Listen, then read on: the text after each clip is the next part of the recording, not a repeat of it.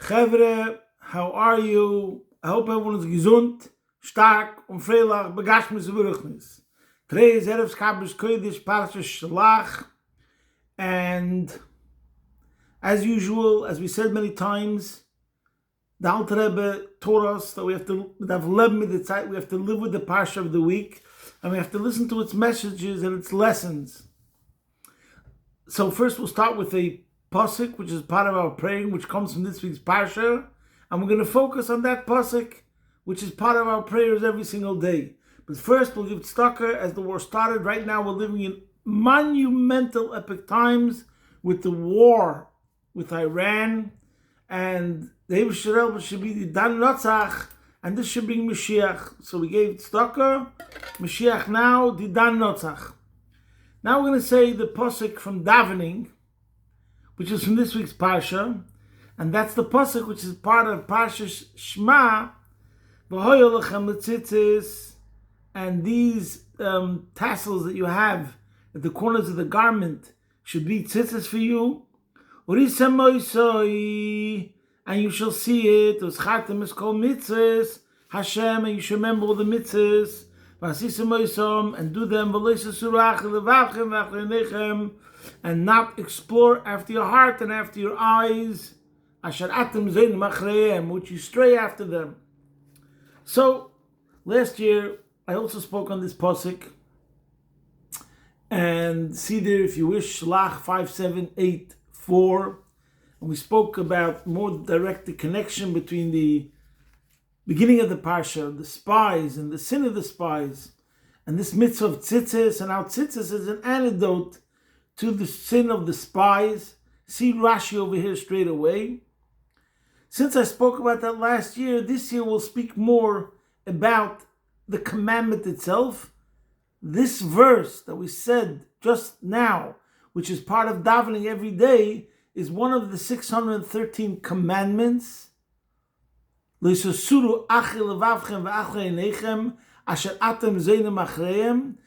part of where the mitzvah of tzitzis was given to us.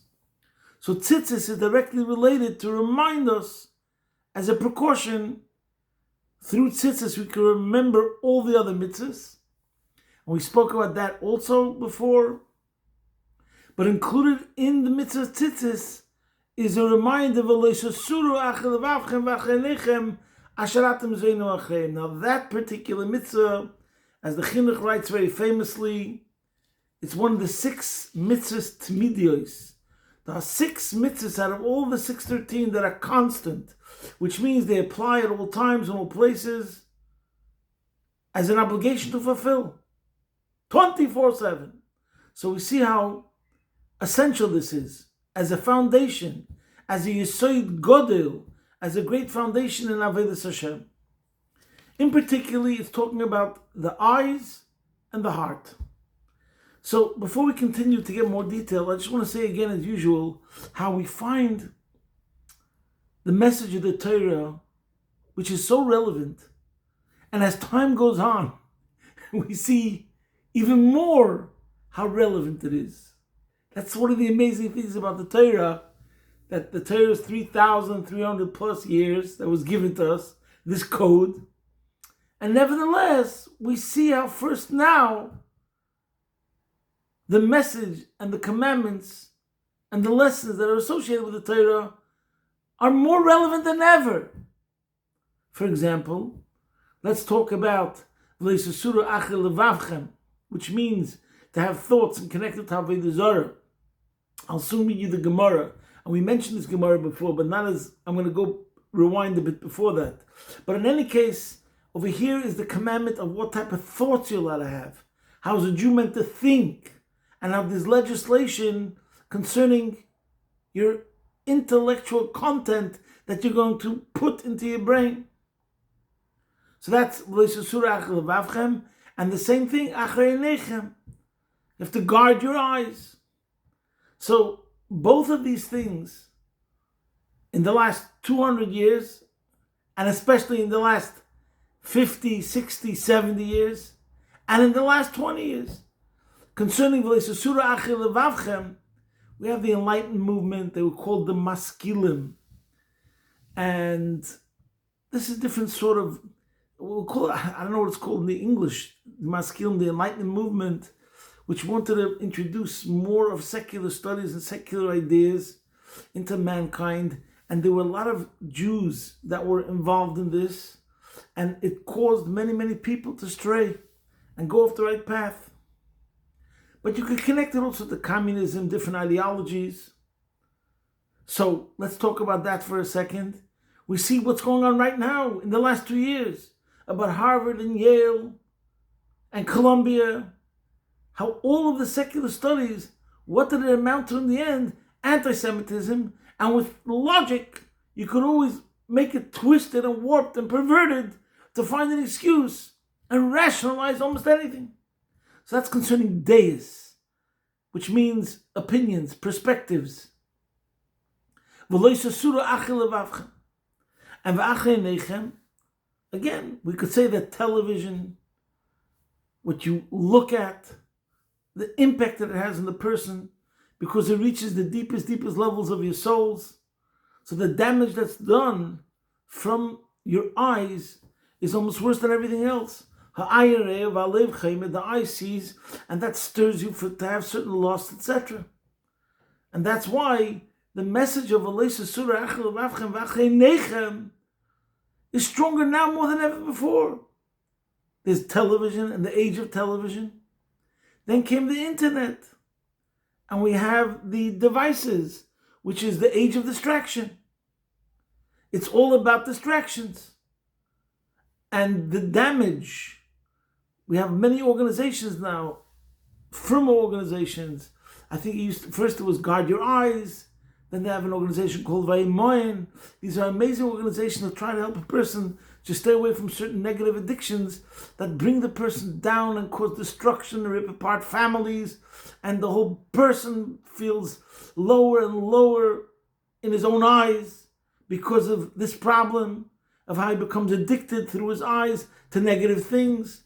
So therefore, this commandment is more relevant now than ever before. So let's talk about it a bit, just to give us a greater appreciation. There's a Gemara in Brachos, Daf Yud Beis Amud Beis, which says, Proshas tzitzis de ma kavu'ua. Why was the portion of tzitzis put together with the portion of Shema? So stop for a second. Shema Yisrael Adonai Eloheinu Adonai Echad is the most important pasuk, let's say, in Judaism, which talks about the most important precept, the oneness of Hashem, which was in the lips of every Jew that sacrificed himself for Hashem.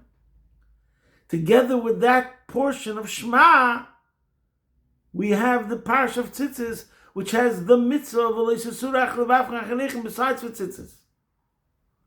So again, let's go back to the Rambam. Where does the Rambam put the Issa, the prohibition of Surach Levavcha in Hilchas Avodah Zarah?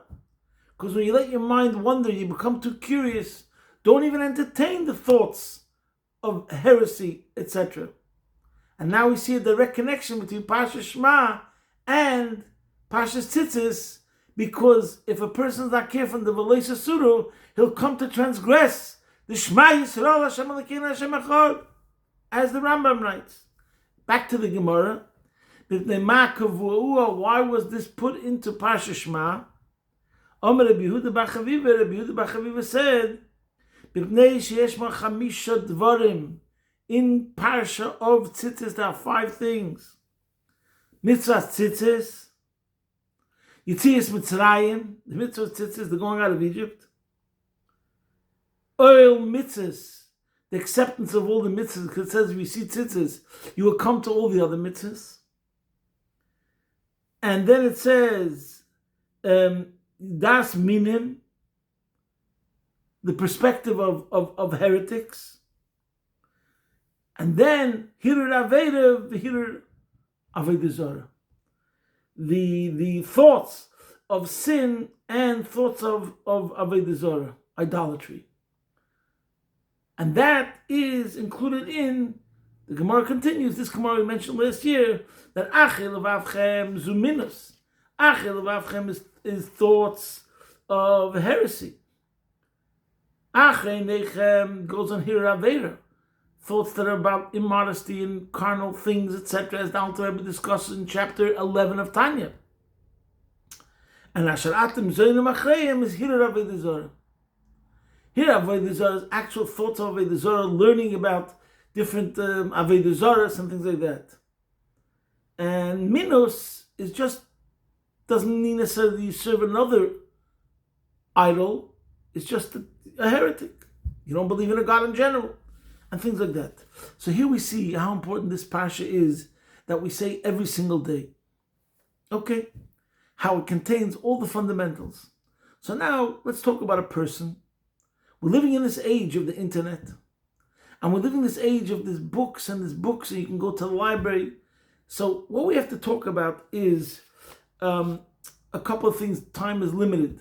So number one, today, one of a very important issue is mental health, and we spoke about it many times. Chabad is Chochma Bina Das, and Torah is Chochmosei Shel HaKadosh Baruch Hu. If you want to be mentally healthy, learn the Torah and learn Chassidus Chabad, which addresses mental health. Because the truth is, as usual, everything starts from the mind. That is the Vart. And this goes together with the Maimon Hazal. So again, the Lav over here, teaches us, let's repeat this, that contemplation of sin is also a sin. In contemplation of sin itself, there's different levels. There's the knowledge of, let's say, Avodah Zarah. You're now going to study comparative religion. You're now going to put some information in your brain. And the same thing goes for philosophy. You have to speak to your local rabbi. You're not allowed to put that information and those sort of thoughts in your mind space, in your brain space. But there's also contemplating doing a sin in general, or contemplating certain things that are impure and illicit, which do damage for you. And included in this is the Maimon Hazal, which says, Hiruri Avera, Kosher Me Avera. The thought of sin is worse than sin itself. Again, we're not talking about the halachic issue over here, but what does it mean?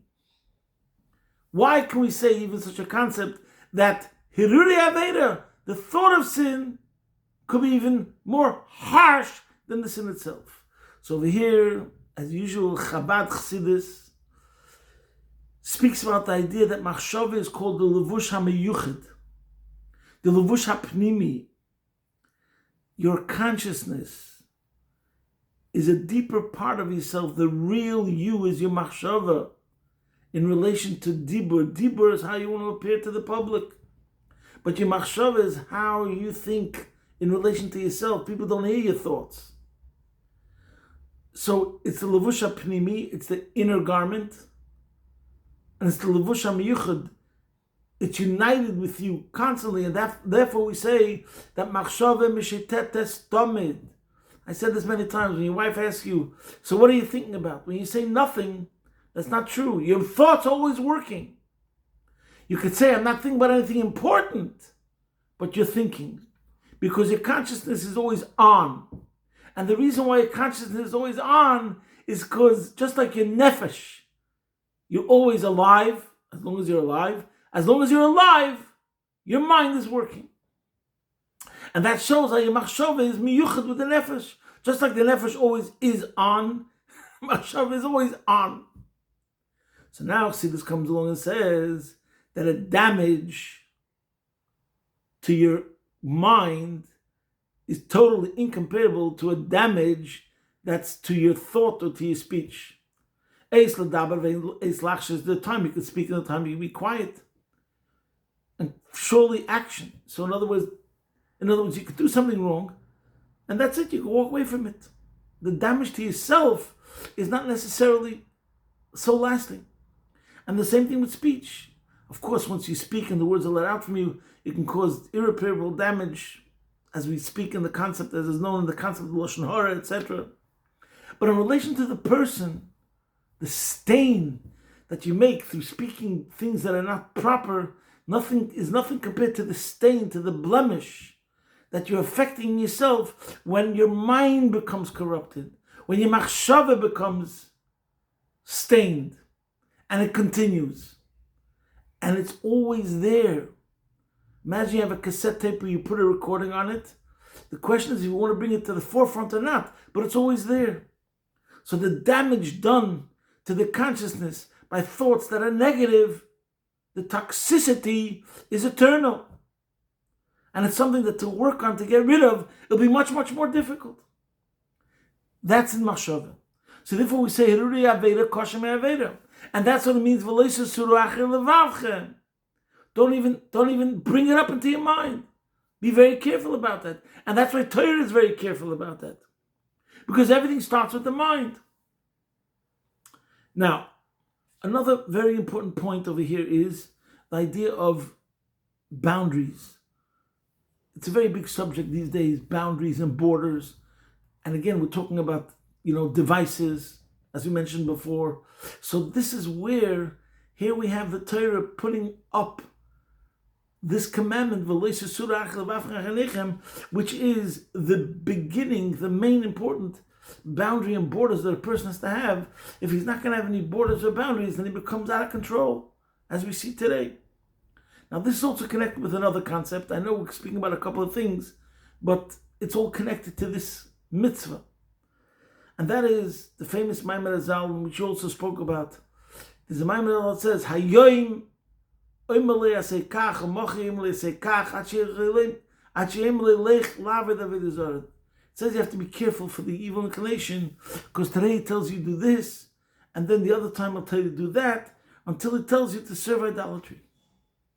Which means the whole point of this Maimer Azal is to tell us that be careful. Because once you start and you transgress the that's just the beginning, and then afterwards it becomes worse and worse. And why, and this is the way Chassidus explains, that the truth is, in a certain sense, that's the whole point. The real intention of the Yetzer Hara, where they wish to put in the Nefesh Habahamis, is to bring the person down, all the way, to do the worst thing. And again, therefore, we see why V'lei Suru is together with Shema.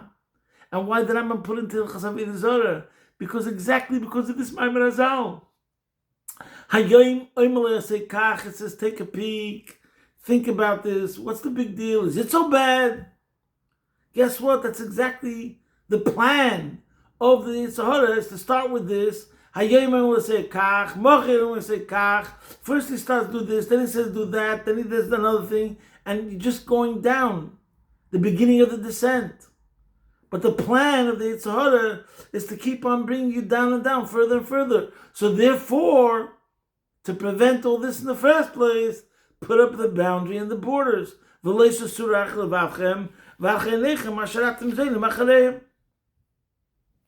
Now, again, we spoke about this also other times. Today we're speaking mainly about the mind. It's another whole discussion about the eyes. Last year I spoke about the eyes. But I want to speak about the mind because the truth is Chabad is very much into the mind. And that's also what the Alter Rebbe writes in Periches of Tanya about Chochmas Chitzoni, secular studies. And why he says secular studies is worse than Dvarim B'Telim. And as usual, it's counterintuitive in a positive way. Because if you'll ask a regular person without Chassidus, and you'll say, so what's worth? Dvarim B'Telim? Just reading a joke book? Or studying, I don't know what, the writings of Dickens and Shakespeare and Darwin? That's serious subjects in university. And the Alter Rebbe comes along and he says, no, that when a person is talking Dvarim B'Telim, anything which is something which even a simpleton, truck driver, construction worker of a moderate intellect can understand. That means you're just really contaminating your emotions. As long as you contaminate only your emotions, the intellect can still rescue the emotions. Because moich shalat ala lev, also as the Alter Rebbe writes, the brain dominates the heart.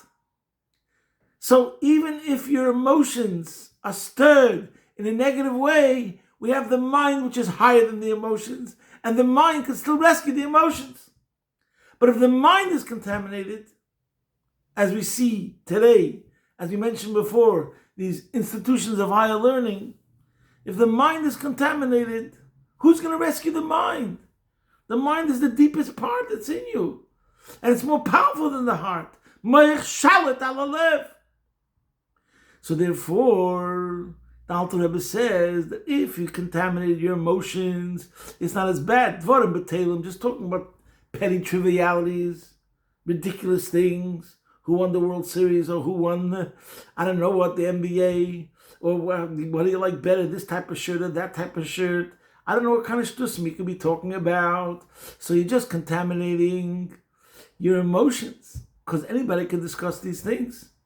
But if you contaminate your Chabad, which is much deeper, then, and everything starts with the mind, so it's a much, much bigger problem.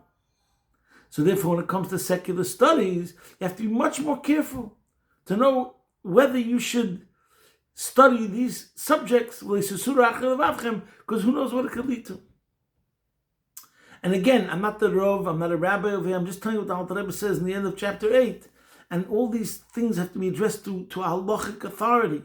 If you have the right foundation, and you're coming from, and you've got the right chinuch in your life, then you could be exposed to certain things more than other people. For example, and I think I mentioned this once before, the irony of ironies was that the Sanhedrin had to be baki in Hilchas Avodah Zarah. This rule that we said before, that you're not allowed to study any Avodah Zarah, that's for everyone except for the Sanhedrin. But the Sanhedrin had to be baki in Avodah Zarah, even though you'd think it's Sholish Klippus Atmeis.